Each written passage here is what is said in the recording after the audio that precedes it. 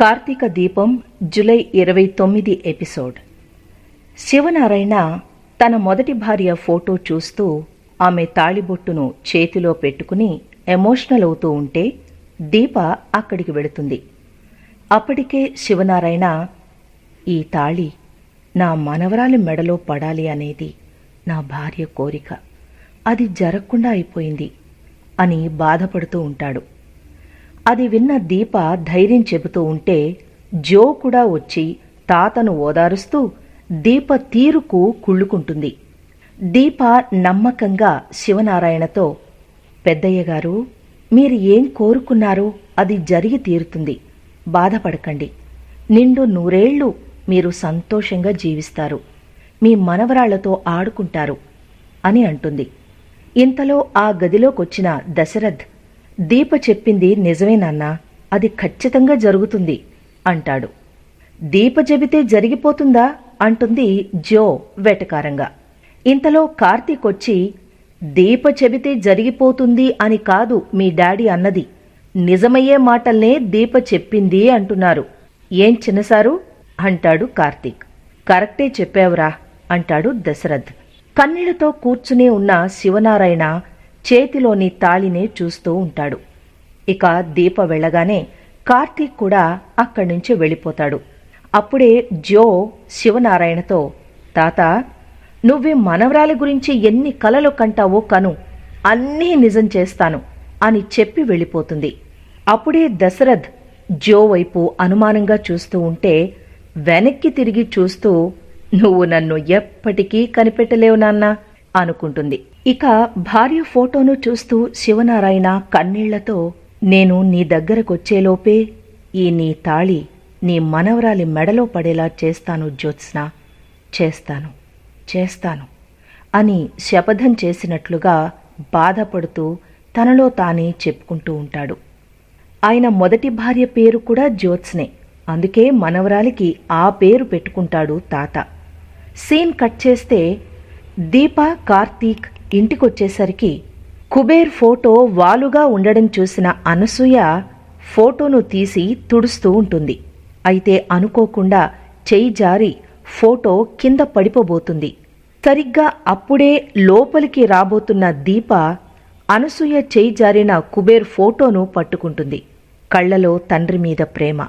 అనసూయ వైపు చూస్తూ, చూసుకోవాలి కదా అంది కాస్త కోపంగా ఫోటోని పట్టుకుని పైకి లేస్తూ. ఫోటోని చూస్తూ, ఏం ఆలోచిస్తున్నావు అత్తయ్యా అంటుంది. ఏం లేదే, ఎల్లుండి మీ నాన్న ఆర్థికం, కానీ నువ్వు తన సొంత కూతురని తెలియకముందు పిండ ప్రదానాలు చేసిన మాట నిజమే, కానీ ఈసారి నీకు నిజం తెలిసాక కూడా ఆర్థికం చేయడం కరెక్ట్ కాదు కదా అంటుంది అనసూయ బాధగా. వెంటనే దీప ఫోటోను గుండెలకు హత్తుకుని, నిజం తెలిస్తే నాన్న కాకుండా పోతాడా అంటుంది బాధగా. అది కాదే, కుబేర్ నీ కన్నతండ్రి కాదు అంటే నీ కన్నతండ్రి ఎక్కడో బాగానే ఉండి ఉంటాడు కదా, మరి నువ్వు పిండ ప్రదానాలు చేస్తే నీ కన్నతండ్రికి అరిష్టమవుతుంది కదా, అందుకే వద్దు అంటున్నాను అంది చిన్నగా. దాంతో దీప ముఖం బాధతో నిండిపోతుంది. వెంటనే అనసూయ, ఈసారి కార్యక్రమంలో నువ్వు కాస్త పక్కనే ఉండు, నేను చూసుకుంటాను అనేసి అక్కడ్నుంచి వెళ్ళిపోతుంది. దీప బాధగా తండ్రి ఫోటోను అక్కడే ఉంచి లోపలికి నడుస్తుంది. దీప అలా బాధగా వెళ్లడం గమనిస్తాడు కార్తీక్. వెనుకే వెళ్లి విషయం తెలుసుకుంటాడు. అనసూయ అన్న మాటల్ని కూడా తెలుసుకుంటాడు. అయితే రేపు మీ నాన్న ఆత్మకు శాంతి కలిగేలా అన్నదానం చేద్దాం అంటాడు. దీపకు ఆ మాట తెగ నచ్చేస్తుంది. సరేనంటూ భర్త భుజంపై వాలిపోతుంది. తాతకు ఈ విషయం చెప్పి వాళ్లను కూడా పిలుద్దాం అని కార్తీక్ ప్లాన్ చెబుతాడు. సరేనంటుంది దీప. వెంటనే దీపతో కార్తీక్, నువ్వు అదృష్టవంతురాలివి దీప, ఎవరికైనా ఒక తండ్రి ఒక తల్లి ప్రేమ దక్కుతుంది, కానీ నీకు 2 తండ్రుల ప్రేమ దక్కుతోంది అంటాడు ప్రేమగా.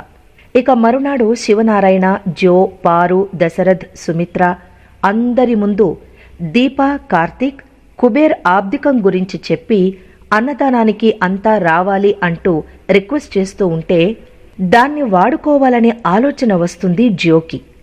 అప్పటికే శివనారాయణ, రేపు నాకు రెస్టారెంట్లో పనుంది, నాకు రావడం కుదరదు, మిగిలిన వాళ్ళు వస్తే నాకేం అభ్యంతరం లేదు అనేసి, జ్యోత్స్న, పనివాళ్లకు ఏం కావాలంటే అది చూసుకోవడం మన బాధ్యత, వాళ్లకు కావలసిన డబ్బిచ్చి పంపించు అని వెళ్ళిపోతాడు.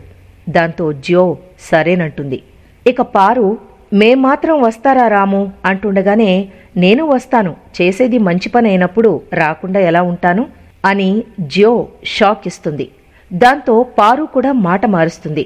దీని మనసులో ఏదో ప్లాన్ ఉన్నట్టుంది అని పారు మనసులో ఫిక్స్ అయి, నేను కూడా వస్తాను, మంచి పనే కదా అంటుంది. ఇక దశరథి ఎలాగో వెళతాడు. సుమిత్ర సంగతి తేలాల్సి ఉంది. ఏది ఏమైనా ఈ కార్యక్రమంలో జ్యో ఏదో కుట్ర చేయబోతోంది. కార్తీక్కి కూడా ఏదో ప్లానే ఉండి ఉంటుంది. చూడాలి మరి ఏం జరుగుతుందో. మరిన్ని వివరాలు తరువాయి భాగంలో చూద్దాం.